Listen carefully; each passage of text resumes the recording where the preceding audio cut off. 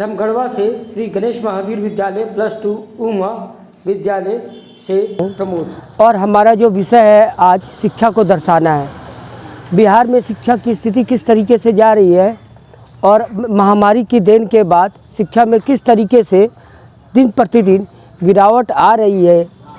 क्योंकि आज हम देख रहे हैं कि शहरों में सारे साधन हैं, शहरों में किसी तरह की कोई समस्या नहीं आई है। वहाँ पे आज भी एजुकेशन उसी तरीके से है। पर क्या ये जो रूरल भारत जो है वो गाँव में बसता है, और जो गांव में बसता है वहाँ के नागरिक क्या अपने बच्चों को वो शिक्षा दे पा रहे हैं। और जो स्कूल में जो शिक्षक है वो इस ढंग से है कि वो शिक्षा के रियल मायनों को समझते हैं। तो इसी की तहकीकात करने के लिए हम कुछ बिहार के कुछ अच्छे स्कूलों में जाते हैं और उनको देखते हैं कि जो वहाँ की बेसिक इंफ्रास्ट्रक्चरें हैं क्या वो उस तरीके से मजबूत है या फिर उनमें सब कुछ व्यवस्था होते हुए भी वो अव्यवस्थित है। अगर ऐसी व्यवस्था है तो ये बड़ी ही दयनीय है, क्योंकि आपको सब कुछ दे दिया गया। आप कॉलेज यूनिवर्सिटी वगैरह में सब जगह जाइए, आपको स्मार्ट बोर्ड दिया, कंप्यूटर दिया, लैब दिया, हर चीज़ दिया, पर वो सारी चीज़ें पड़ी हुई है और उसका यूज़ करने वाला नहीं है। सरकार तो सारी चीज़ें दे देती है पर उसका पर्याप्त ढंग से यूज़ नहीं हो पाता है। तो इसमें किसका दोष है? बच्चों का दोष है या शिक्षा व्यवस्था का दोष है? सरकार अपना कार्य कर रही है, ऐसा नहीं है कि सरकार कार्य नहीं कर रही है। या हर स्कूल में एक क्षेत्रीय स्तर पे जो राजनीति चलती है उस राजनीति का हमारा स्कूल शिकार हो गया है। इसी व्यवस्था को आइए हम देखते हैं। गढ़वा के गणेश महावीर उमा विद्यालय के सामने खड़े हैं और इस स्थिति के स्कूल की थोड़ा जायजा देखते हैं। चलिए, तो हम शिक्षा की व्यवस्था को देखते हुए कुछ चीज़ों के पहलू पे नज़र देखते हैं। तो हम देखना चाहते हैं, ये सुंदर सा बोर्ड है SGM plus high school Ramgarhwa, cardinal of discipline, obey with a smile, be punctual, work hard and without fuss, may no excuse and tell no lies. In this world there are so many things are here, but it is really apply in new life, people life. मेरा कहने का मतलब है इस board पर कितनी बातें कह दी गई है। आज हम अच्छी बातें कहते हैं और सुनते हैं पर अच्छा कर्म करने को तैयार नहीं है। हमें बस अच्छा सुनना अच्छा लगता है कि दूसरे लोग अच्छा कर दें, दूसरे लोग कुछ कर दें, और पर हम उसमें अपना कोई सहयोग देने को तैयार नहीं है। क्यों? क्योंकि हमारे पास 50 तरह का बहाना है कि हमारे पास वक्त नहीं है, हमें ये चीज़ नहीं आता है। पर कामयाब आदमी वही है जो कुछ ही कर दे पर पूरे समाज जिससे प्रभावित हो। तो इसी को लेकर हम अपना विद्यालय और बिहार का समाज से शिक्षा से पिछड़ता भारत, पिछड़ता बिहार की स्थिति को देखते हैं कि गाँव में किस तरह की शिक्षा व्यवस्था लाचार हो गई है और क्षेत्रीय राजनीति का शिकार हो गई है। क्योंकि सबका दोष यही है कि सरकार ऐसा नहीं करती है, पर सरकार ने तो बहुत कुछ दे रखा है, उसका यूटिलाइजेशन कैसे हम कर पा रहे हैं।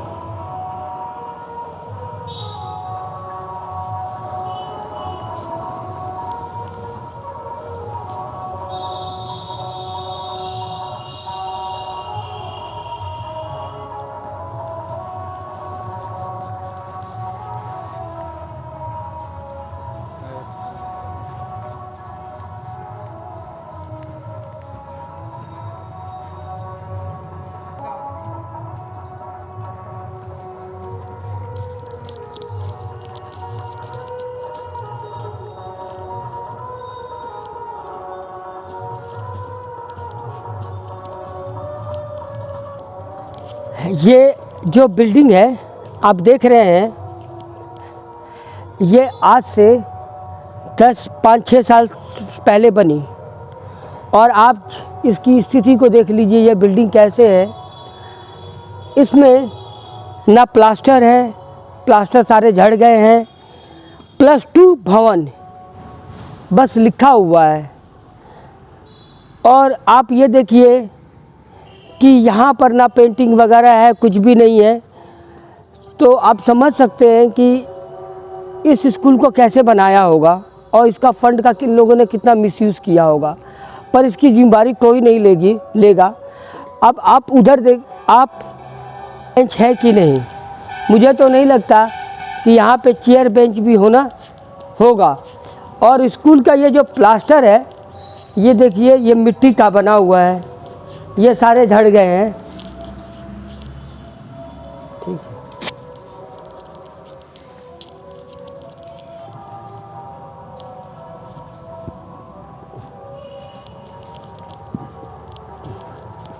ये जो हम चीज़ देख रहे हैं, बस ये हमें दिखाना है कि बताइए, ऐसा नहीं है कि सरकार कुछ देती नहीं है, सरकार बहुत कुछ देती है, पर या फिर स्थानीय की क्लास रूम है वो खाली है और बेंच और टेबल बाहर रख दिए गए हैं सड़ने के लिए। आप देख रहे हैं कि क्लासरूम एकदम खाली है। इसमें इसका कोई मकसद समझ में नहीं आता कि यहाँ पर ये जो चेयर टेबल ये बाहर क्यों रख दिए गए हैं। इसको अंदर भी तो रखा जा सकता था। ये बारिश का टाइम है, सड़ गल जाएगा और बाद में बच्चों को बैठने की कोई साधन नहीं होगी।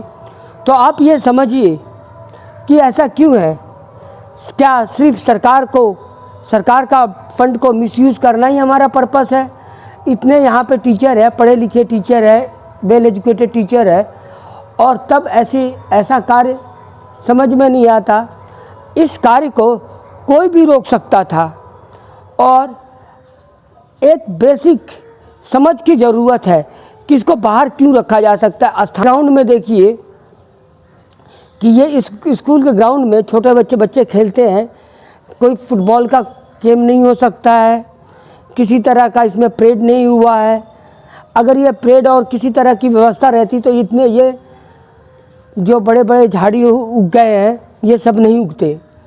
तो एक बिहार में हम ऐसे ही पिछड़े हुए हैं, और दूसरी जो नकारात्मक शैली है स्कूल के स्टाफ की, उसने और इस शिक्षा के विकास को और बाधित किया है। अब हम स्कूल के मेन प्रांगण पे आए हैं। इतनी बड़ी स्कूल में आप देखिए कि ये जो रास्ता है, ये रास्ता टॉयलेट का है। बल ये इसी से बिल्डिंग का प्रयोग करते हैं। आप बताइए ये क्या जाने का रास्ता है? अगर महामारी के बाद स्कूल खुली थी तो इसकी सफाई भी तो होनी चाहिए थी। इसकी सफाई एक दिन में हो सकती थी। स्कूल का नया बिल्डिंग है और ये जर्जर अपनी हालत में है। अगर ये बिल्डिंग कहीं गिर जाती है या कुछ हो जाता है तो देखिए, ये लड़कियों का छात्रावास है और यहाँ के श्री राघव शरण पांडे जो IAS अधिकारी हैं, उन्होंने इसकी स्थापना की थी। पर इन महोदय ने, इन IAS अधिकारी महोदय ने ये स्थापना करने के बाद कभी दोबारा आकर भी नहीं देखा कि ये जगह कैसा है। आज इसकी क्या हालत हो गई है। आप लगा सकते हैं कि क्या आप ऐसे स्कूल में अपने बच्चों को भेजना चाहेंगे, अपनी बच्चियों को भेजना चाहेंगे?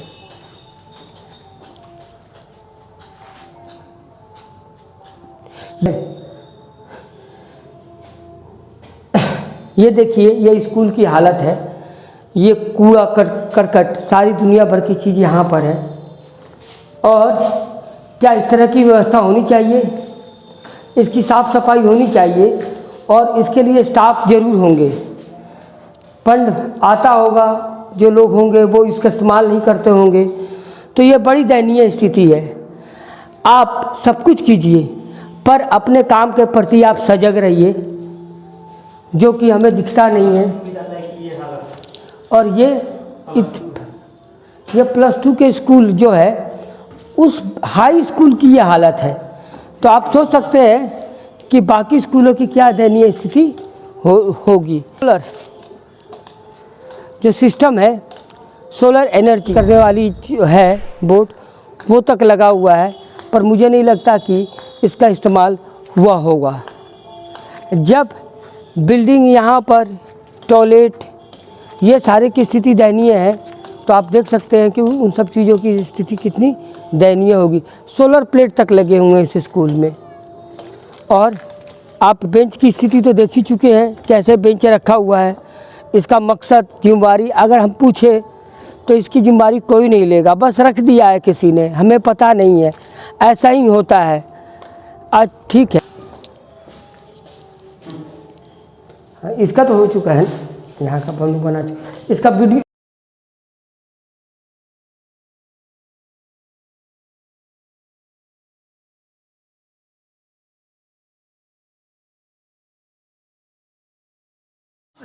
बारी आती है कि आप देख सकते हैं ये स्कूल का मेस है। जो बच्चे छात्र एक्चुअली ये स्कूल था, ये आज़ादी के बाद ही बना था, यानी 1950 के करीबन ये स्कूल बना। और ये उस समय किस दृष्टिकोण और किस सपनों के साथ बना होगा। यहाँ से कितने लोग IAS ऑफिसर बने होंगे, उच्च अधिकारी बने होंगे, इसकी कल्पना नहीं की जा सकती। और उस समय ये छात्रावास था और ये मेस है इस स्कूल का। आप बताइए कि ये किस दृष्टिकोण से आपको ये मेस लगता है। इसके लिए क्या सरकार से फंड नहीं आती होगी? आता होगा।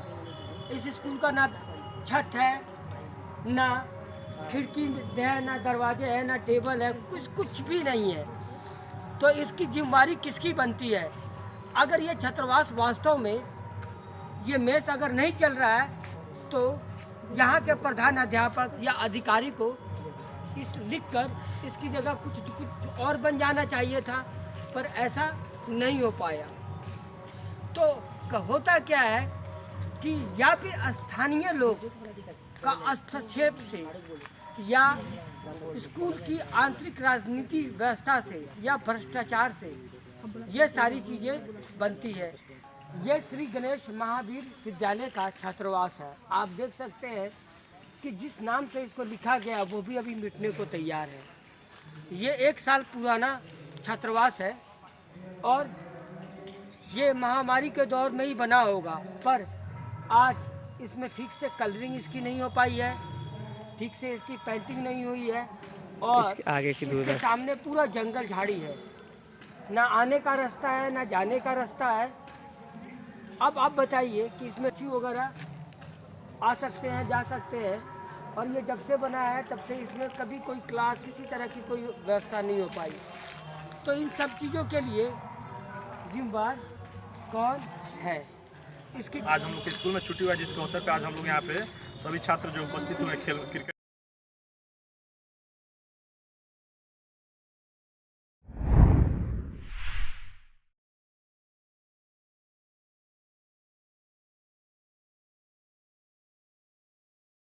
क्रिकेट मैच खेलने के लिए।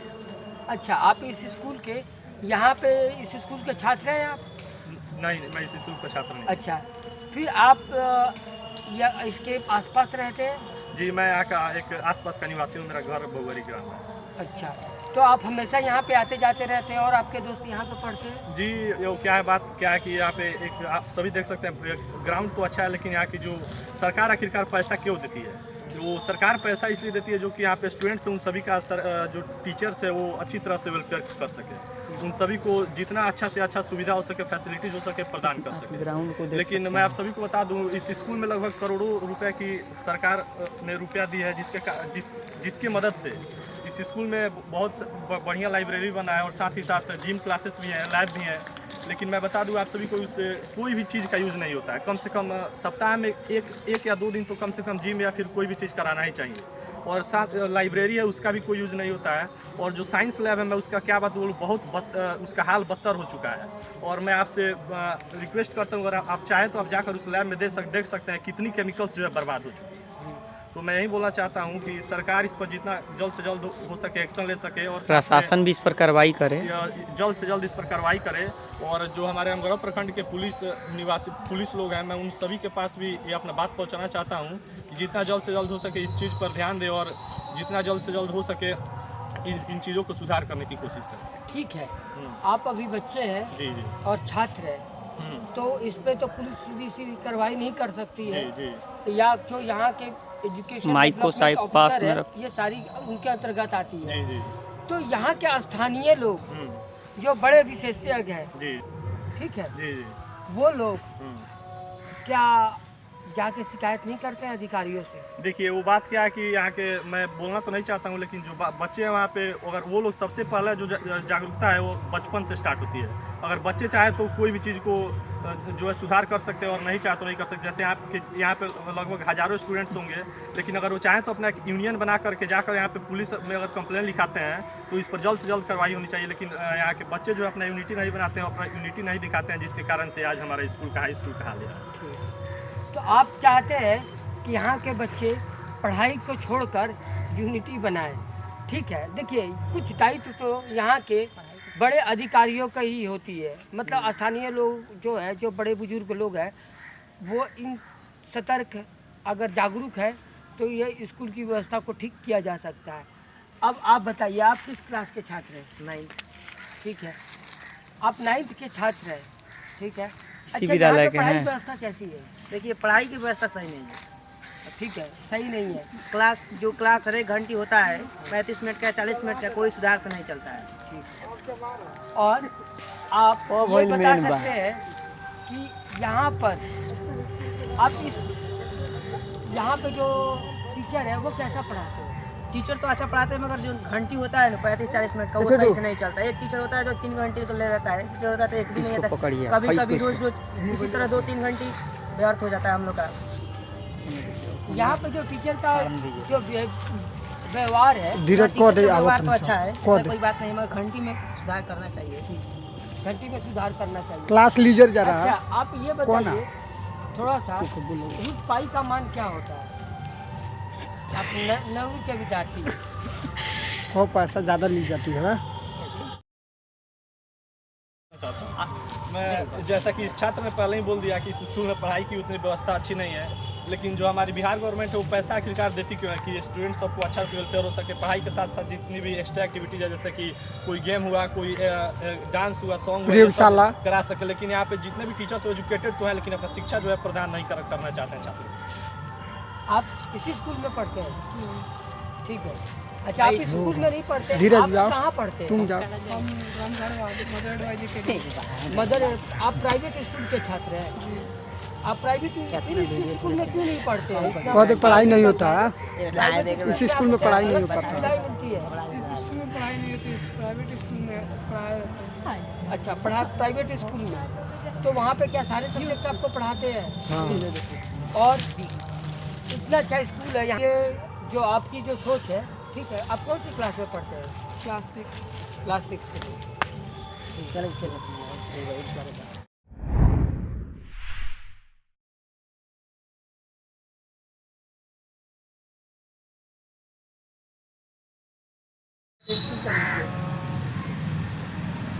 ये स्कूल का कुछ प्रांगण है और कुछ भाग है। अब हम यहाँ देखने चलते हैं एक बार फिर। स्वच्छ भारत के तहत अब हम चलते हैं स्कूल के दूसरे भाग में, वहाँ पर क्या चल रहा है। इस पार्ट में हम स्वच्छ देखते हैं कि स्वच्छता का विकास, स्वच्छ भारत का अभियान चल रहा है, और स्कूल में शौचालय की स्थिति कैसी है। ये जो शौचालय है, ये अपने आप में शौचालय लिख दिया गया है। अब आप देखिए कि यहाँ पर कूड़े कचरे हैं, भरे पड़े हैं, और यही व्यवस्था है रमगढ़वा स्कूल का, जो कि एक प्रमुख सेंटर है। अब ऐसे स्कूल में जाके बच्चे जाएंगे, यहाँ पर आप स्वच्छ भारत स्वच्छ विद्यालय श्री गणेश महावीर +2 उच्च महाविद्यालय पूर्वी चंपारण ताला लॉक है। और यही स्थिति है। इसमें कौन अपने बच्चों को भेजना चाहेगा? इन्हीं वजहों से, इन्हीं सरकारी अनदेखी वजहों से सरकार के बिहेवियर फंड की वजह से आज स्कूल की दुर्दशा ऐसी हो गई है कि लोग अपने बच्चों को प्राइवेट स्कूलों में भेजते हैं। आप देखिए इस स्थिति को, और लोग इसके लिए कोई जिम्मेदार नहीं है। प्रिंसिपल ये कहेंगे, टीचर ये कहेंगे कि ये महामारी के दौर पे बढ़ गया। अरे महामारी के दौर पे बढ़ गया, इसका कोई केयर टेकर तो होगा। ये स्कूल है, ये पानी की व्यवस्था है, बच्चे पता नहीं कहाँ से पानी लाके कहाँ से शौच के लिए जाते होंगे, खेतों में ही जाते होंगे, स्पष्ट है।